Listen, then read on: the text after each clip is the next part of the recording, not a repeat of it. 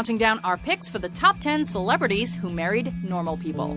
You know, I had this vision of me as an old guy thinking, yeah, God, there was that girl from Montana, man. Why did I marry? You know, I couldn't let that, I pictured like a handful of sand and there was a little diamond in there. I'm letting it go. I can't do that. For this list, we're taking a look at well-known celebrities who married people that were generally unknown to the public. She and sculptor Don Gummer have been married since 1978, and he's been by her side at a number of industry events and award shows in the years since. Number 10, Nicolas Cage. When I saw her, I saw this beautiful girl, I saw Lisa, and not Elvis. No. Not Elvis's daughter. No. One day you're married to Elvis's daughter, and the next you're married to Superman's mama. Okay, so maybe Nicolas Cage didn't remarry immediately upon finalizing his divorce to Lisa Marie Presley, but he didn't wait long. What's your name? Young Kyung. Would you be kind enough to join me up on stage, please? Cage met wife Alice Kim at a Korean nightclub in LA. Ms. Kim likely didn't know that meeting would result in her not only marrying one of the world's most unique actors, but also forcing unreasonable expectations upon their mutual creation and son, Kal-El. You know, Superman? No pressure, kid. You will travel far, my little Kal-El. Number 9, Robert De Niro.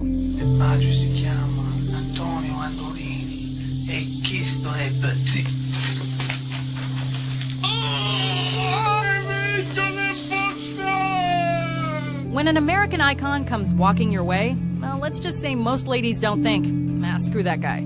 Especially when said guy is a raging bull by the name of Bobby De Niro.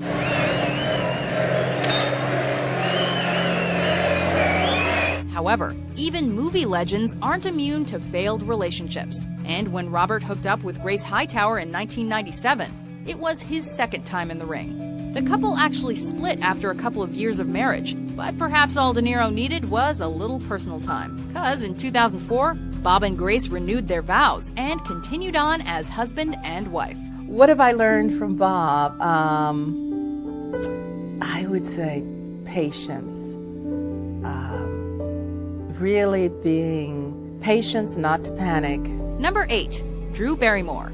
I figured we could have a little breakfast, and then maybe, after, we could have a little Chad. Remember when America's Sweetheart and Tom Green were a thing? Of course you do.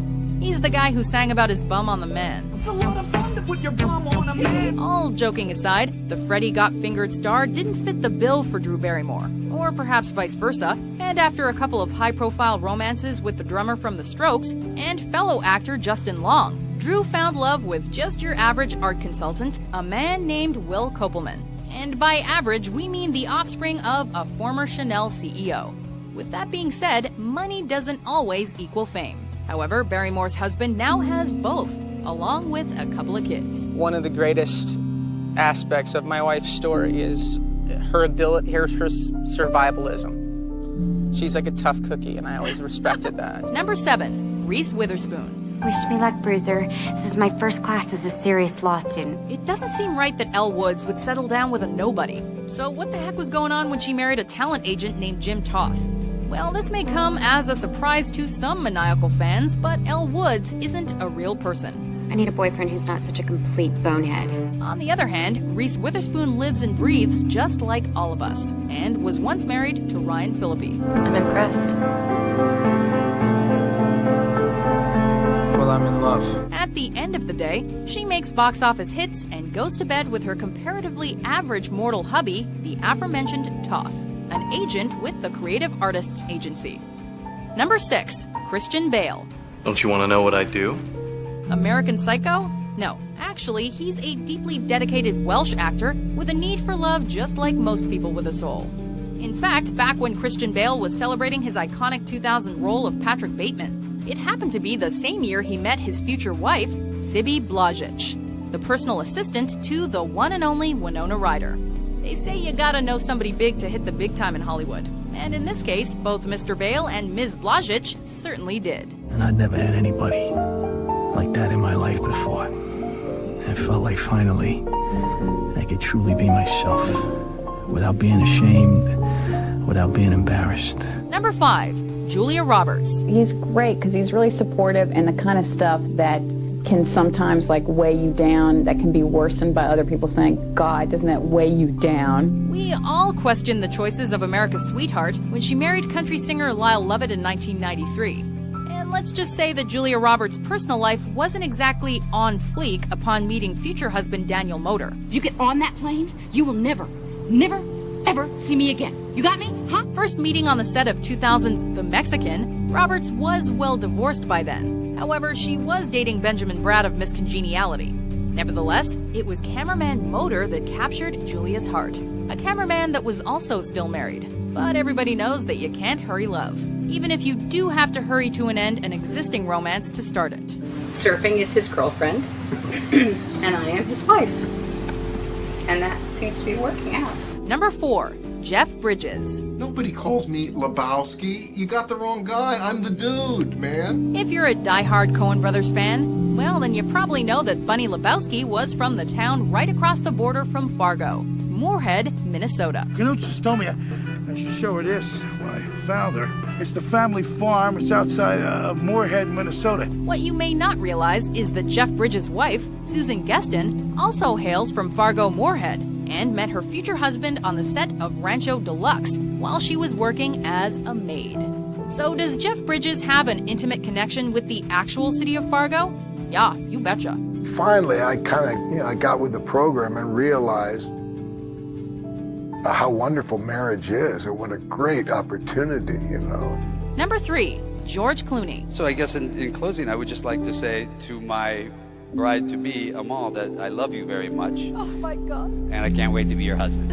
It might be a stretch to call Mrs. Clooney a normal person, but do you see her name all over movie posters? No, you just see her name in tabloids. Given that George Clooney only seems to become more charming with age, the world wasn't quite ready for him to settle down when he married human rights lawyer Amal Alamuddin in 2014. It took about 28 minutes before she said yes. She just kept saying, did she say, I'm thinking. Yeah, you sound like, yeah. So that was when we all took a moment of silence to remember single George Clooney and his lasting legacy of smoking hot girlfriends. You said that you sold this. I said that. You liar. Thief. Now it's just old George and Amal up at their pad on an island in the River Thames, living a normal life of, we don't know, TV dinners and backgammon.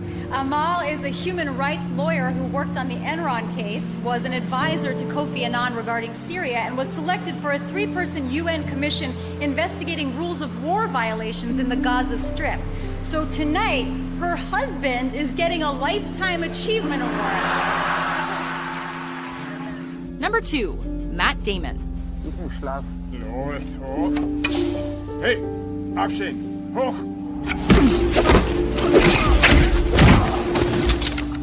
Back in 2003, Matt Damon had already stepped into the shoes of Jason Bourne. But even so, he was still just your average Harvard-educated A-lister. My dream house would have to have a yard. Oh, no, you definitely have to have a yard. That way we can have dogs. And when he began shooting Stuck on You and met then bartender Luciana Barroso, it's not hard to imagine Damon's inner dialogue, which probably sounded like, damn, you won, Matt Damon. You won big. Yeah, I have an incredible wife, that's why. So she takes all the pressure off. But then Luciana did all right, too. Years later, these crazy kids are the personal directors of their own trilogy, a trilogy of offspring. Do they get, like, how cool their dad is? No. They don't... No, really? I try to tell them. You try to convince them? Yeah. I mean, my wife doesn't really even get that either. Before we unveil our number 1 pick, here are some honorable mentions.